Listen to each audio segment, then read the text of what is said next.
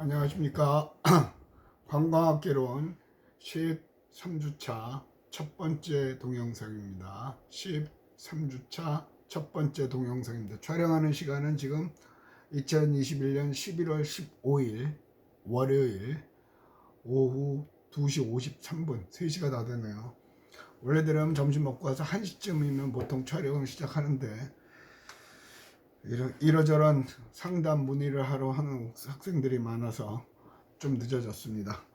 오전에 수업 시간에는 관광 행동에 미치는 요인을 해서 가족, 사회계층, 문화 같은 경우는 하위 문화인데 하위 문화에 대한 설명보다는 주로 이슬람 문화, 다른 문화 그걸 가지고 설명을 했습니다.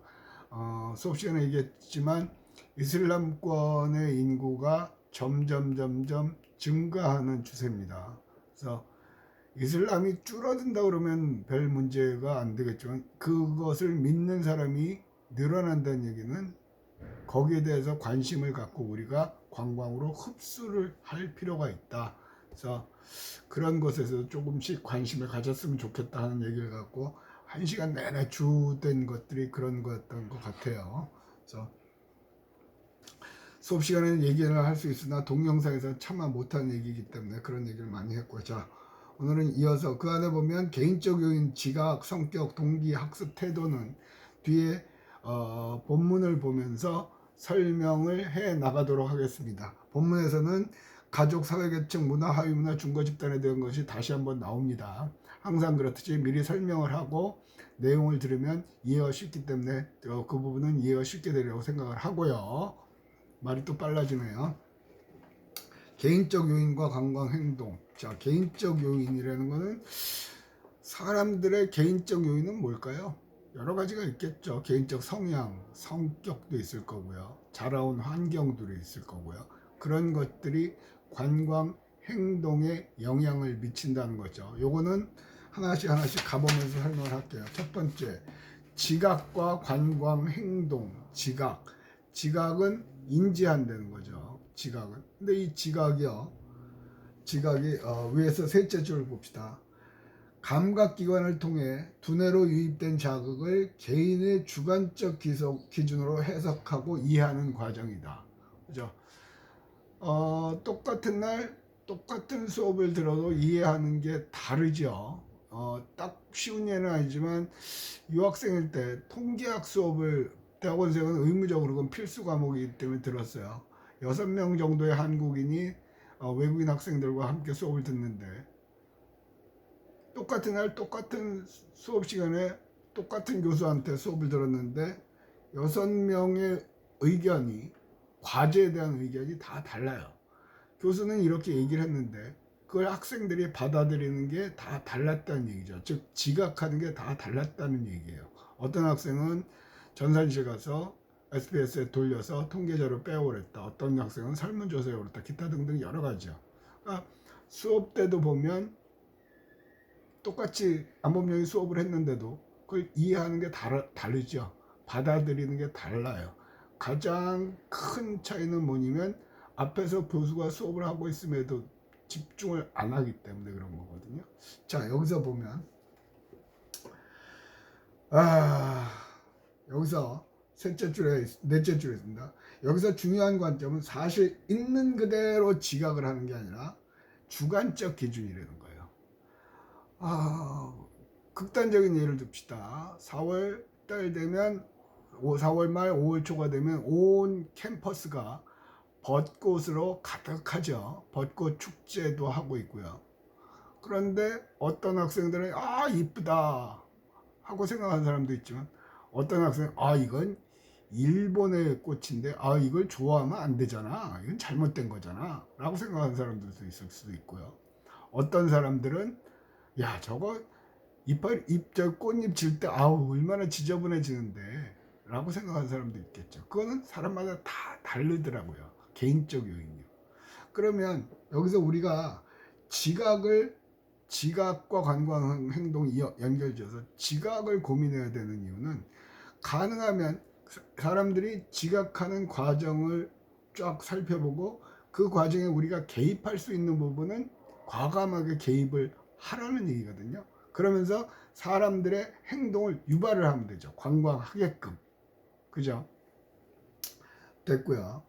자, 그 다음에 주관적 기준은 개인의 경험, 성격, 욕구, 관심, 정도, 동기 등에 따라 다를 수 있다. 어쩌고 저쩌고 있는 됐고요. 지각의 과정, 표를 봅시다. 그림이죠, 그림. 처음에 어떤 자극이 가요. 그게 감각기관을 통해서 가고 감각하고 지각이에요. 아까 그 벗을 보면 제일 먼저 자극이 오죠. 늘상 보던 게 아닌 새로운 벚꽃이라는 것이 시각을 통해서 감각기관인 시각을 통해서 들어오기 시작을 하죠. 그러면 얘가 뇌로 정보를 주죠. 그럼 얘가 감각을 하는 거예요. 그러면서 꽃이 있구나. 벌써 봄이 됐구나. 꽃 이쁘다. 그런 거죠. 지금 이렇게 길게 설명하는데 이 전체 과정이 수만 분의 1초 사이에 일어나는 겁니다. 아주 짧은 시간에 내가 자극을 받고 있구나. 감각하고 있구나. 그런 게 아니에요. 한순간에 간다는 거죠. 됐죠? 그 정도만 얘기를 하면 요거는 2학년에 가면 저하고 관광자원 해설론이라는 2학년 2학기에 관광자원 해설론이라는 수업을 합니다. 그러면 그 수업 시간에 좀 더 깊이 있게 다루도록 하겠습니다. 어쨌든 가는 겁니다. 갑시다. 그래서 쉽게 설명을 하기 위해서 예를 든 걸 봅시다. 200페이지 맨 밑에 패러그램 문단이라는 얘기입니다. 관광과 관련된 지각 중 거리에 대한 지각. 그러니까 거리가 여기서 뭐냐 가까우냐 그 거리를 얘기하는 거죠. 조금 움직일게요. 뭐냐 가까우냐 그런 얘기를 하는 겁니다. 거리에 대한 지각을 보면요. 밑에서 냈죠 줄. 거리에 따라서 관광객들이 어떻게 지각하냐에 따라 긍정적 또는 부정적 영향을 미친다. 지각하는 거에 따라 긍정적, 부정적 영향을 미친다는 거죠. 다시 한번 전제라는 건 긍정적, 부정적 영향을 미친다고 판단이 되면 긍정적으로 영향을 미치는 건 강조하면 되고요. 부정적 영향을 미치는 건 원인을 알아서 해소해 주면 되는 거죠. 자, 거리가 멀수록 관광 비용의 부담은 증대되죠. 여기 김해 가는 것보다 저기 광주 가는 게 멀죠.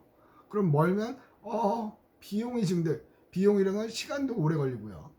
또 실제로 돈 지출하는 것도 많아지죠. 비용이 증대돼요. 그리고 지루해. 너무 멀기 때문에.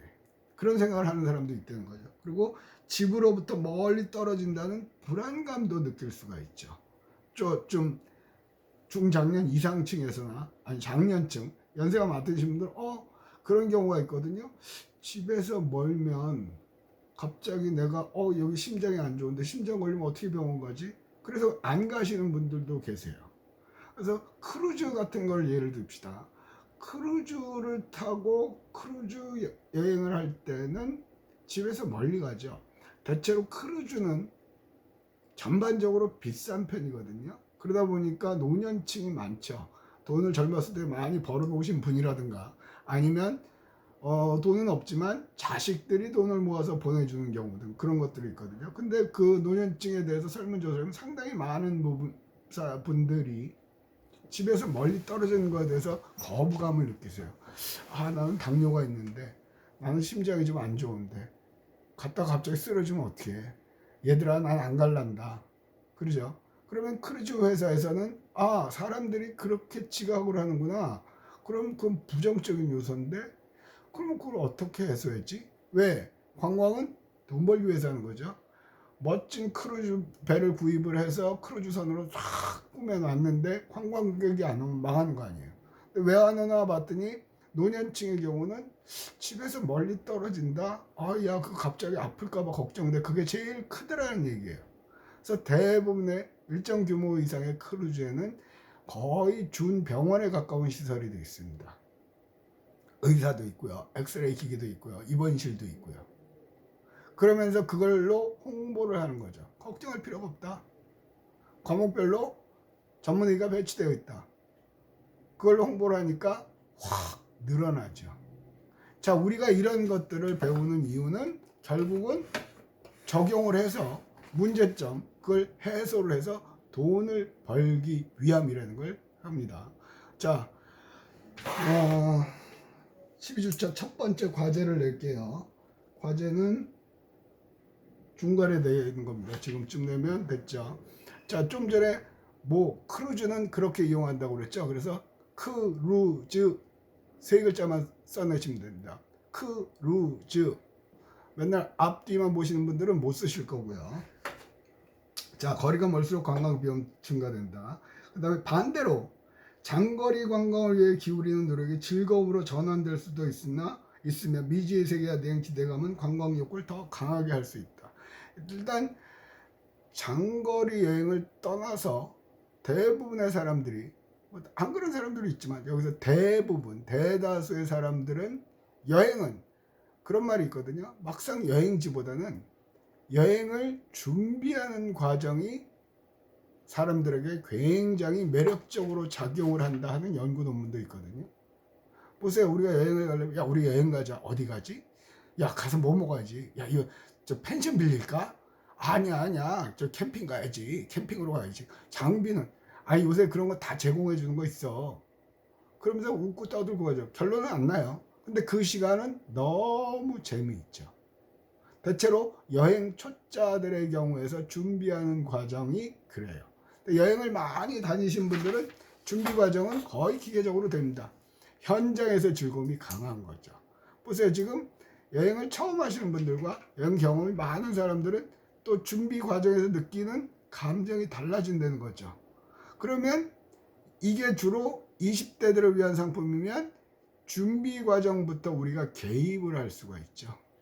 뭐 안내문을 발송한다든지 동영상을 찍어서 보내준다든지, 그러면서 이렇게 한번 해보세요. 그리고 더 할 수 있는 거는 그 다음에 그런 아이디어를 공모를 하겠습니다. 그래서 회사 차원의 공모전, 우리 고객을 상대로, 그러면 더더욱 그 재미를 증가시킬 수가 있겠죠.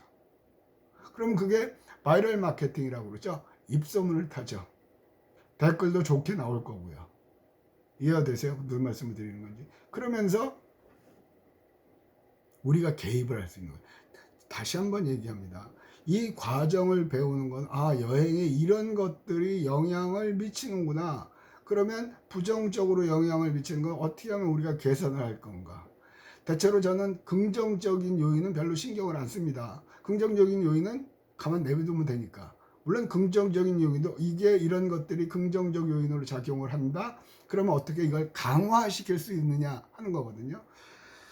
제 방에 와서 저하고 이제 뭐 이래저래 찾아오신 분들한테 뒤에 사람이 없으면 꼭 묻습니다. 저는 광화학 개론 수업을 들으면서 학생 입장에서 나쁜 점이 뭐냐 물어요. 좋은 점은 안 물어요. 전반적으로. 이건 뭐냐면 좋은 점은 내가 몰라도 계속 가니까. 그리고 그렇게 다 물어볼 만큼 시간도 안 되니까. 나쁜 점을 물어보는 이유는, 학생들이 이거는 부담스럽게 여기는구나. 내가 의도한 것과 다르게 여기는구나. 그러면 그걸 캐치하면 강의실에 가서 이러이러한 의도로 이렇게 시행을 하는데 일부 학생들은 이렇게 잘못 받아들이더라. 내 의도는 그게 아니다라고 설명을 해줄 수가 있죠. 그러니까 중간에도 이렇게 방향 전환을 해줄 수 있다는 얘기예요. 그러니까 학생들이 왔을 때 물어보는 이유는 노닥거리려고 물어보는 게 아니라 저의 수업 방향을 개선시키기 위해서 하는 거죠.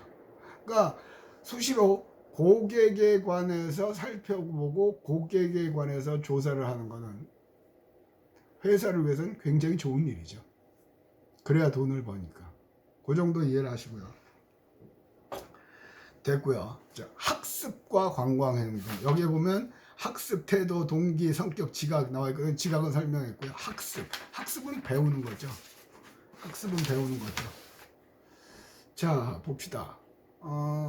쉽게 말하면 저학력자하고 고학력자. 그러니까 저학력자라는, 요즘은 뭐래서 학교를 안 다니, 아주 뭐라고요? 학교 안 다니는 사람 없고 중학교까지가 의무, 중학교만 졸업하신 분들하고 집단하고, 고학력자, 대학 이상을 나온 사람들하고 이렇게 나눠봤을 때 어느 쪽이 여행에 관한 욕구가 클 것 같으세요?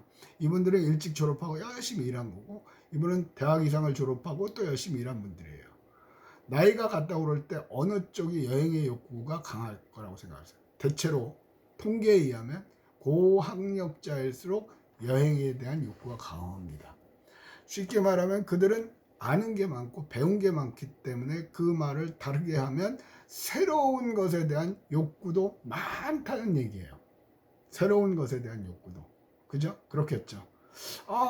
오늘 같은 경우 이슬람에 대해서 조금 아주 약식으로 설명을 했거든요. 탁탁탁 쳐내고 어쨌든 이슬람이 생각만큼 그렇게 나쁜 거는 아니다. 그러면 이걸 학습한 사람들은 이슬람에 대해서 학습 안 한 사람들에 비해서 이슬람 지역으로 여행 가는, 터키도 이슬람이거든요. 그쪽으로 여행 가는 거에 대해서 그렇게 큰 부담을 안 갖겠죠. 궁금해하고 가보고 싶게 만들 수 있다는 거죠.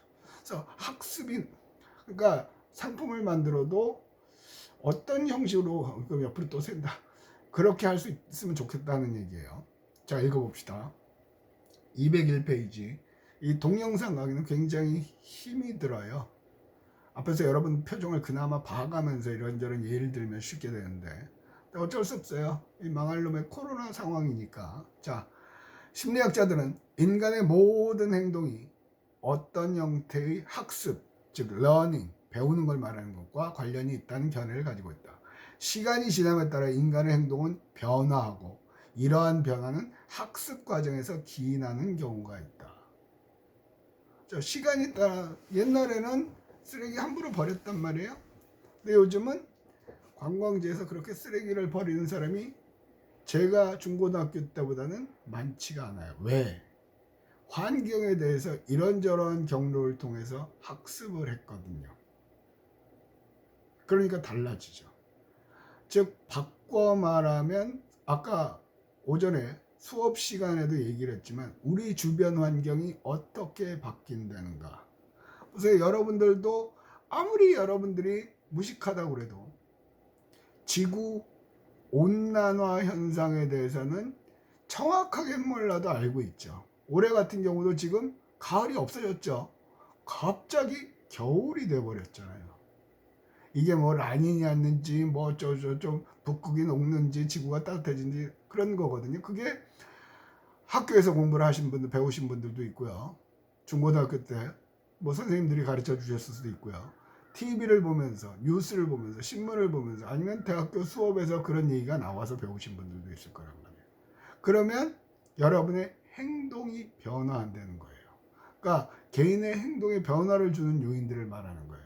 지금 코로나 사태 가면 사람이 많이 모이는 데가 감염률이 높다는 걸 여러분들은 이미 학습을 했죠. 강제로 국가에서 몇 명 이상 못 모이게 하고 다중이용시설을 아예 폐쇄를 하고, 그죠? 그러면 여러분들도 아무래도 그게 학습이 되니까 조심을 하게 된다는 얘기죠. 즉 행동은, 여기서 관광행동이란다, 모든 행동은 학습의 결과다라고 심리학자들이 얘기하는 거예요. 우리는 그들의 이러한 연구 결과를 관광에 어떻게 적용을 시킬 것이냐, 그런 거죠. 그러니까 쉽게 말해 예를 들면 이런 거죠. 우리나라는 방문객 센터, 비지터 센터라는 게 있습니다. 우리나라도. 그런데 대체로 보면 그냥 시덥잖은 팜플렛 몇 장 갖다 놓고 뭐 이용 시간이 언제가 되고 뭐 그런 거 사진 몇 장 갖다 놓고 그런 거 볼게요. 여러분들이 우리나라 관광객들이 여행지에 가서 쉽게 말하면 안동은 하회탈로 유명하죠. 안동 하회탈, 안동 그쪽에 가면 그 입구에 매표소가 있을 거예요. 그 옆에 바로 방문객 센터라고 있는데 그 안으로 들어가는 사람은 1도 없어요. 더우면 아유 덥다, 시원하게 에어컨이나 쓰자 하고 들어가는 사람이 있을지 모르지만, 그런데 미국 유학생일 때는 미국의 국립공원을 꽤 신경 써서 돌아다녔거든요. 그런데 거기에 보면 바로 비지터 센터가 있어요. 근데 시간이 없잖아요. 그러면 비지터 센터만 둘러봐도 그 국립공원에 대해서는 웬만큼은 알 수가 있죠. 그 안에 가면 그 국립공원에 있는 천연기념물, 아주 귀한 동식물이 실물 그대로 있고요. 사진도 있고요. 꽤 방문객 센터들이 굉장히 커요. 그리고 그 안에서 루트가 어떻게 돼 있고 이 산의 역사가 어떻게 돼 있고 그게 아주 자세히 설명되어 있거든요. 비지터 센터가요, 매번 가보면 느낀 거는 아주 바글바글하게 사람들이 많아요. 그래서 공단이나 그런데 자문을 가면 그런 걸 만들자고 얘기를 많이 하는 편이에요. 그런데 최근 들어서는 많이 돼 있긴 한데 여전히 부족하죠. 즉 그런 걸 학습을 한 사람, 디지털 센터를 방문을 하고 국립공원을 한 바퀴 탐방을 하는 사람들일수록 그 국립공원에 대한 애정도가 굉장히 높아요. 그건 어떻게 측정을 하냐? 함부로 쓰레기도 안 버리고요. 동식물을 가까이 가서 만지거나 그렇게 하려고도 안 하고요. 근데 거기를 안 갔다 온 사람들은 함부로 만지고 쓰레기도 버리고 그렇게 하는 경향이 있거든요. 그러니까 우리가 전반적으로 관광 자원을 유지할 때는 어떻게 해야 되는가 하는 거죠. 관광 자원을 좋은 조건으로 사람들이 여행하기 가보고 싶은 곳을 만들기 위해서는 어떻게 해야 될 건가, 그런 걸 하는 거죠. 그래서 우리나라 국립공원도 지리산 칠산 계곡 같은 경우는 이름 몰라도 돼요. 5년 동안인가 막아놨었죠. 왜? 사람들이 하도 많이 다녀가지고, 많이 관광객들이 계곡이 좋다고 소문나는 바람에 많이 와가지고 굉장히 훼손이 많이 됐어요. 그래서 안식년 제도를 도입을 해서, 국립공원도 안식년이라는 게 있거든요. 막았어요. 5년 동안 사람들이 못 다니게 통행료를 막아버렸죠. 신기하게도 5년 맞고 나니까 사람들이 다니기 전의 상황으로 거의 100% 복구가 됐죠. 그래서 그 다음부터는 칠산계곡을 가려면 국립공원관리공단에 미리 신청을 하고 시간을 배정받은 다음에 배정받은 사람끼리 모여서 국립공원 가이드의 안내를 받으면서 관람을 하는 시스템을 해요. 굉장히 호응이 좋죠. 굉장히 호응이 좋아요. 그러니까 이걸 이용해요. 학습에 따라서 관광 행동이 달라지더라. 됐죠? 성격과 관광 행동. 자, 성격에 따라 다르겠죠? 일단 이거 봅시다. 성격이 뭔데요? 그게 뭔데요? 성격이 뭐니 물어보면 딱 알긴 알겠는데 설명하기는 어렵죠. 근데 둘째 줄 끝에 있어요. 타인과 구별되는 개인의 고정적 행동 특성. 네, 이렇게 해도, 자, 쉽게 설명을 하면 내성적이냐 외향적이냐. 쉽게 말하면 사람에 따라서는 혼자 조용히 사색하는 걸 즐기는 사람도 있고요. 또 사람에 따라서는 어디 가서나 대장처럼 왁자지껄하게 떠드는 거, 얘기 많이 하고 그런 걸 즐기는 사람이 있어요. 어느 쪽이 좋다 나쁘다 할 필요가 없죠. 그러니까 성격의 그 관광지를 만들다면 그런 사람들이 많다고 그러면 그런 코스를 만들어 그렇게까지 하는 경우는 드물고, 이거 봅시다. 조용히 사색하는 사람들은 산책로 같은 걸 만들어 놓을 수가 있죠. 그죠? 또 모여있는 걸 좋아하면 중간중간에 모임을 할 수 있는 공간을 만들어 주는 것도 좋고요. 그게 이제 나중에 이제 3학년에 가면 관광개발론의 그거에 따른 것도 한 번쯤은 다뤄볼 수가 있는데, 뭐 그렇게까지 할 필요는 없고, 성격도 행동에 영향을 미치더라. 그런 것도 있어요. 잘난 척하는 성격도 있고, 소심한 조용히 있는 성격도 있고, 그런 것들도 어떻게 하면 그것을 활용을 할 건가를 한 번쯤은 고민해 볼 필요가 있다는 얘기죠. 자, 이 모든 것들은, 관광은 아까도 얘기했지만 굉장히 폭이 넓다고 그랬죠. 정치학, 경제학, 사회학, 문화학, 문화인류학, 심리학, 5만 개 다 들어가요. 그러나 굳이 그 각각에서 깊이 있게 들어갈 필요는 없어요. 표면적인 것만. 근데 교과목별로 수업에서 조금씩 다뤄주긴 하나 그렇게 많이는 안 다루거든요. 근데 혹시라도 그런 거에 관심이 있으면 도서관에서 책을 빌려도 볼 수 있고, 도서관 가보세요.